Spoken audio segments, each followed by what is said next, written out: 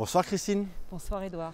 D'abord, je tiens à te féliciter. Tu as fait un travail remarquable parce que tu as réussi à avoir une très large majorité aujourd'hui sur un rapport extrêmement important qui consiste à étendre la Convention d'Istanbul au niveau de l'Union européenne. Mais est-ce que tu peux nous dire en 2 mots, parce que tout le monde en parle de cette Convention d'Istanbul, mais c'est quoi exactement la Convention d'Istanbul ? Merci tout d'abord pour les félicitations, mais qui sont collectives parce que c'est un travail collectif, comme tu l'as dit, grande majorité. Donc ça veut dire que beaucoup de députés européens et surtout de la gauche et des écologistes étaient favorables à ce rapport.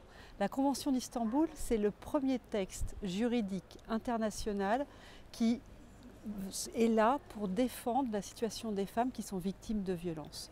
Toutes les formes de violence à l'égard des femmes, il faut rappeler qu'en Europe, une femme sur 3 dans sa vie est victime de violence. Donc c'est une situation absolument insupportable. C'est la moitié de la population qui est encore victime de violence simplement parce qu'elle est femme.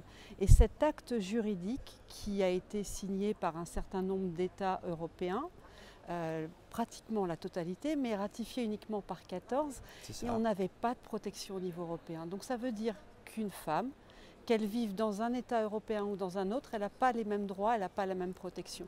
Donc on voulait pouvoir toutes les protéger. Justement, d'où l'objet de ton rapport, qui va beaucoup plus loin que la simple Convention d'Istanbul, même si elle est importante.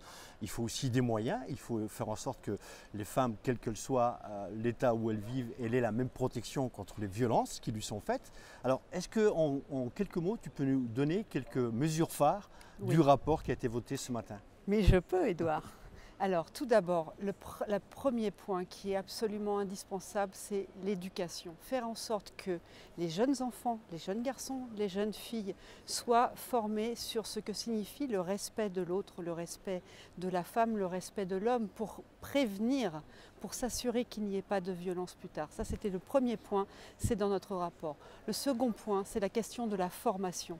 Former par exemple des policiers quand une femme qui a été victime de violence vient les voir pour qu'elle puisse être protégée, c'est une évidence pour nous, mais ça ne l'est pas forcément. Il y a eu tellement de cas concrets où finalement la femme qui a été victime de violence, elle avait en face d'elle des officiers qui lui disaient « mais c'est pas grave, rentrez chez vous et tout ira dans l'ordre » et à la fin, ça pouvait se terminer par des drames. Donc là, il y a l'obligation de formation partout au sein de l'Union européenne. Le troisième point sur lequel nous sommes extrêmement mobilisés, et je sais Edouard que tu l'es aussi, c'est le fait de considérer que le déni d'un avortement sûr et légal une des mesures phares, quoi, est considéré comme une violence. C'est-à-dire que si on empêche à une femme d'avoir droit à un avortement sûr et légal, donc fait par un médecin, c'est une violence contre elle et ça permet, par ricochet, de considérer que maintenant, on peut considérer que l'avortement est un droit au niveau européen. Et ça, c'est une bataille qu'on mène et que tu mènes aussi de façon très active dans ta commission. Nous l'avons obtenue. Et le quatrième point qui est important, c'est qu'au-delà de la Convention, il faut aller plus loin. Il faut qu'on ait une loi européenne qui protège toutes les femmes. Et c'est la demande d'un acte législatif et ça aussi, ça a été adopté. Ben écoute Christine, merci. Bravo encore pour ta clarté et pour ton travail. Et ça démontre tout simplement que les forces progressistes de ce Parlement n'ont pas lâché prise, ont mené un combat de tous les instants. Christine en fait partie.